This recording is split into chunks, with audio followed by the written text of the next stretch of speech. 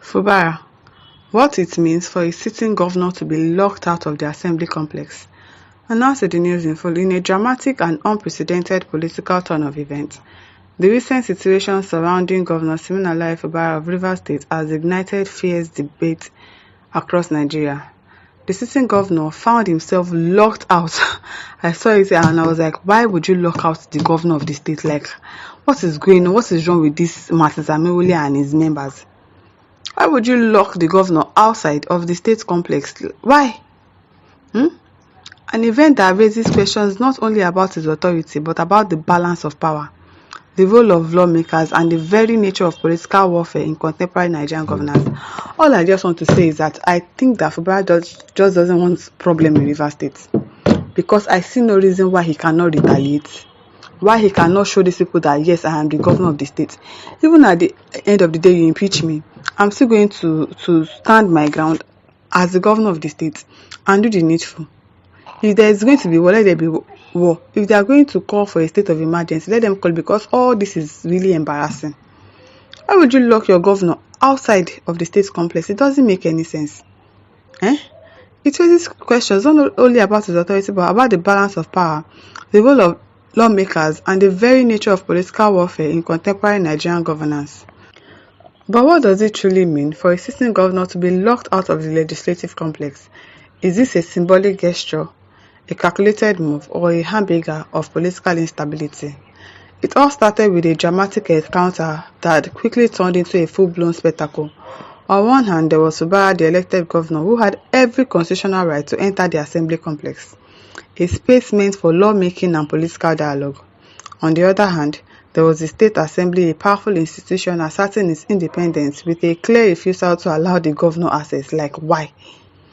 Why would they have so much authority against the governor? Why?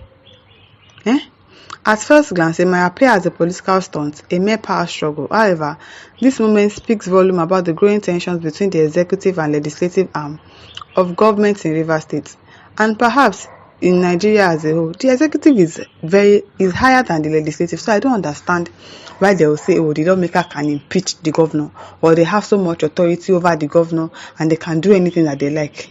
What kind of country is this? The very fact that the sitting governor, with all the power vested in him by the people, could be locked out of a building dedicated to lawmaking sends a chilling message about the vulnerabilities inherent in the political system. In Nigerian politics, nothing is ever quite as simple as it seems. A governor being locked out of the assembly complex could be viewed as a symbolic gesture of defiance by the state legislature. Defiance, really? Me if I go defiance. Hey. Fubara is too gentle. He really needs to take action, because I know that he is trying to avoid war. He's trying to avoid problems in Rivers State, but he really needs to do something. But is it only a symbolic act, or is it a power play designed to disrupt the executive agenda and assert legislative authority over the executive? The lockout may well be a deliberate challenge to Governor Fubara's leadership. Of course, that's what they are doing. They want to push him. They want to push him to the wall. And they want to push him to the wall so that there will be problems in Rivers State, and at the end of the day, they will call a state of emergency. I'm sure that is what Fubara is avoiding. That is why he's so looking at them. He's not doing anything. He's just accepting everything that they are doing to him, because really, imagine saying that Fubara, they do this kind of thing too. I mean, Wike, they do this kind of thing too. Problem would not start. Problem would have started. In a country where political rivalries are often fierce, such dramatic confrontations are not just about personalities but about controlling the levers of power. Whether it was a result of personal differences, political ideology, or disagreement on state policy, the incident highlights how fragile political alliances can be. Moreover, it underscores the political risk of a legislature that is willing to stand up against the governor, particularly in a state where the governor and legislature might traditionally have been expected to work in tandem. They're supposed to work together, but they are loyal to Mr. Wike that has done his own tenure and gone. The lockout is a rare but telling illustration of what happens when such alliances are fractured. The locked gates of the assembly complex are more than just an isolated incident in Rivers State. They are indicative of a larger and troubling trend that reflects the growing disconnect between various arms of government across Nigeria. It is well. As executive authority clashes with legislative independence, the question arises, who holds the real power? I need to know. Me sef, I want to know. Is it the executive or the legislative? If the legislative can impeach a sitting governor, then let's just say they are the real owners of the power. If they can lock their governor outside of the state complex, then they are the ones in power. So why is there a need for a governor? So let's just assume that, the governor does not have much power like the lawmakers. Because why is it that you have to be afraid of the lawmakers? They can impeach me at any time. So you have to be friends with them. You have to do their bidding. You have to do everything that they want. Look at what this person too is doing in Lagos State, Obasa. Why did they build so much power? Who are the real power? Because it's the executive, the legislative, and the judiciary. So which one? Who is holding more power? Because I don't know. Who is the real holder of the power? Is it the governor with a mandate from the people, or is it the lawmakers who are charged with upholding the constitution and overseeing government actions? If they are to oversee government actions, then let's just assume that they are the owners of the real power. They are supposed to come. Probably the legislative should come before the executive. Abi? In a democracy, the separation of power is fundamental, but when one branch of government actively resists or rejects the authority of another, the line between governance and conflict blur. The lockout signals a shift in power dynamics where the legislature might be testing the limits of executive authority. That's what I also think that they are doing. They are trying to push Fubara to the very extreme. And then when it turns, they will say, Fubara is a bad person. He's wicked, is this, is that. But all the things that they have been doing to him, they will forget.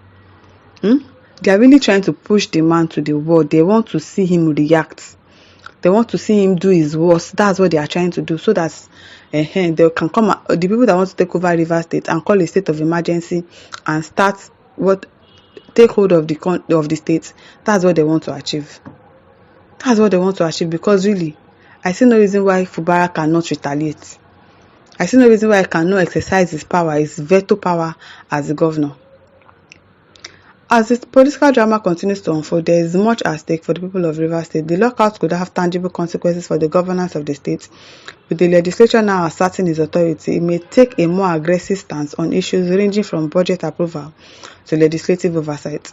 But the real losers in this situation could be the citizens. Of course now, when two elephants are fighting, who is going to suffer? It's the grass. It is the people of Rivers State that are going to suffer more for this problem that is going on, who may find themselves caught in the middle of a political battle that has little to do with their needs and everything to do with political power plays. Rivers State has long been a political hotspot in Nigeria, with factions constantly vying for control. The latest development threatens to escalate the existing political tensions, creating instability that could affect the state's development, governance, and future election. It is really nawa, because I don't really know what to say. Fubara should do something, probably something that will not lead to problem that will make them call a state of emergency. But he really needs to assert his position as the governor. That's what I think. My listeners, over to you. Leave your thoughts in the comment section. Don't forget to like, share, and subscribe. Thank you for listening. See you some other time. Bye.